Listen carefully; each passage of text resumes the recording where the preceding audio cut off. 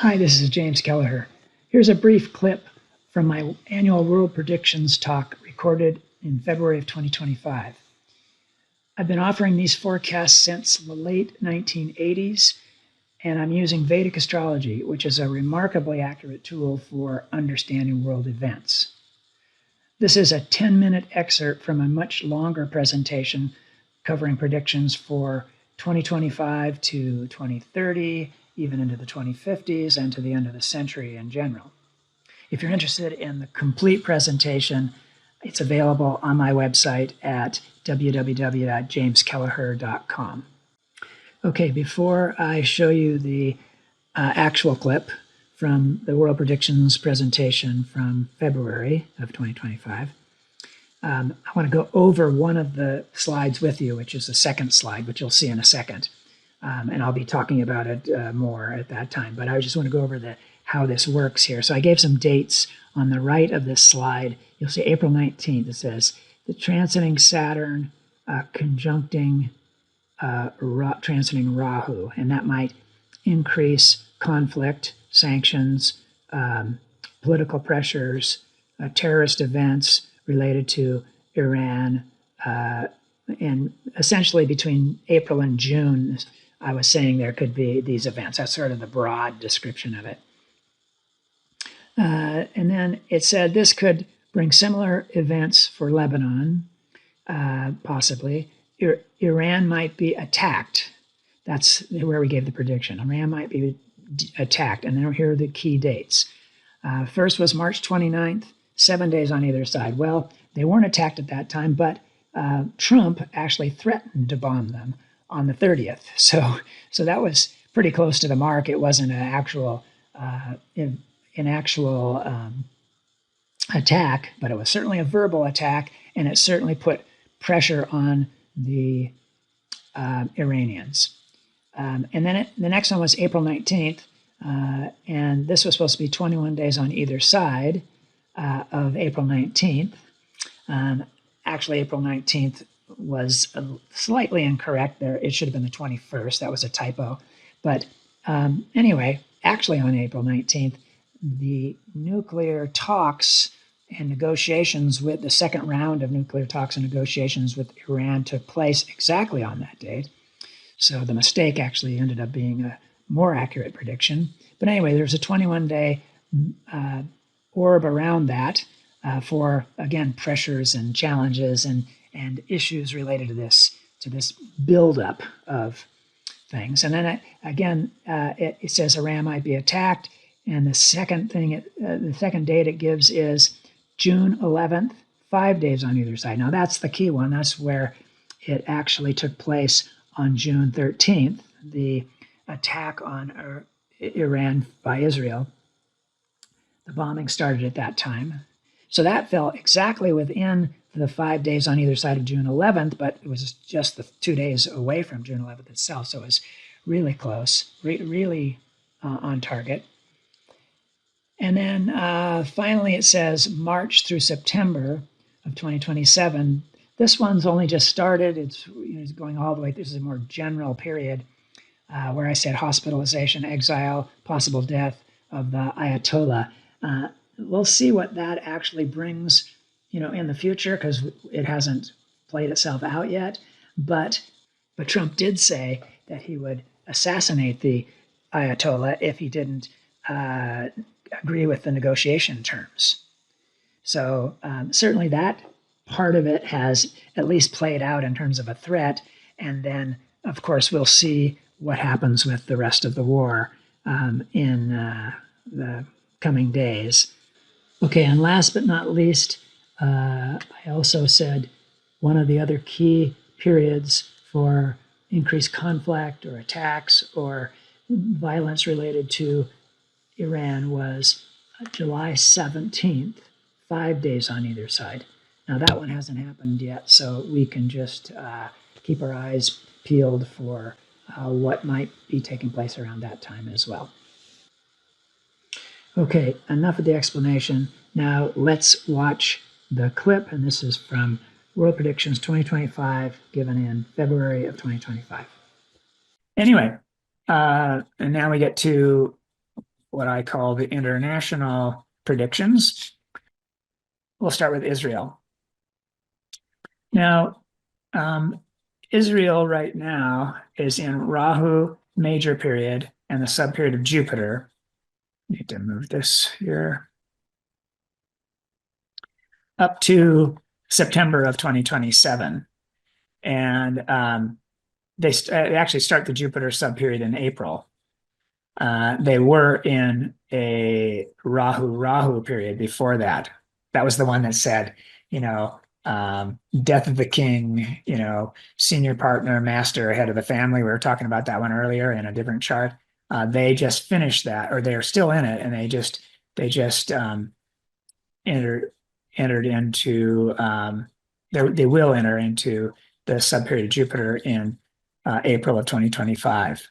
But they obviously have had this effect on one level during the Rahu subperiod. Netanyahu was in power and out of power, and in favor and out of favor. And then at the same time, Rahu's in the seventh house, the house of the person outside of them, and the person who is that they're cooperating with, or they have an agreement with, or they have a contract with. In this case, their next door neighbor, Palestine. And having Rahu there and a nakshatra connected with death, gives that idea of death of the king, senior partner, master, head of the family for that country, in the sense of just obliterating Palestine. And that fully played out in the Rahu cycle, way more than I had thought that would do it, but ultimately it gave a very strong kind of influence there. And that's why the prediction was conflict involving Israel, surrounding countries, groups that are with Iran and its proxies, and all that increasing in 2024. Well, it did more than we thought. And then regional conflicts for 2025, regional conflicts between Israel and Iran or its proxies will continue and possibly increase during this period. That's because it doesn't look like it's over. Yes, what more can they do to Palestine, on that level? But we still have Iran, and Iran has been greatly weakened because its proxies are weakened. And, also economic sanctions have been there for quite a while. But there's also the power vacuum thing that's kind of going on when it comes to, having a war in an area, and one of the other proxies of Iran is Syria, and Syria is also, its government has been upset, and they're in a state of pandemonium at the moment. It's a state of chaos, and they're trying to bring it back to order now. So I'm just saying that when I'm looking at this, with the eclipse taking place and with Iran's chart also being affected powerfully, like I'll say in a minute, and with Rahu Jupiter starting here, Jupiter in the Israeli chart is in the third house, that's house of war, and it's in a nakshatra called Mula, whose Shakti is the power of destruction. And Jupiter periods in the past for Israel have been, challenging in the sense of a warlike. So I think they're still headed in that direction, but they're doing it more confidently, more boldly, which is what Jupiter does, gives them permission. Interestingly, Jupiter is in Sagittarius in Mula Nakshatra. That's the ascendant of the United States. So whether it's just because they're given permission or given validation by a president who is very much in favor of them being assertive and aggressive, in their neighborhood, or whether that is because the United States actually puts troops into the region I don't know, but I'm not seeing this as, oh, it's over now and everything's just going to be, everybody's going to get have an agreement that we're going to abide by. I don't think so. I think there's going to be more going on there, with various countries, with Israel. Ultimately, I think, as we all know, a lot of the Middle Eastern countries there are proxies for Iran. So it's really kind of centers around the Israel-Iran relationship. And this one kind of gives the idea of being willing to still be aggressive. And then when we look at it from the point of view of the Iranian chart, Iran is getting eclipsed very closely by the eclipse. Iran's sun is in the ninth house in the chart at 17 degrees, and the sun's a really important planet, and it's going to be conjuncted by the eclipse. And so that eclipse point conjuncting the sun will make this Iran a pivotal country here for the potential of challenges. And I've noted in the notes here, certain days to look at.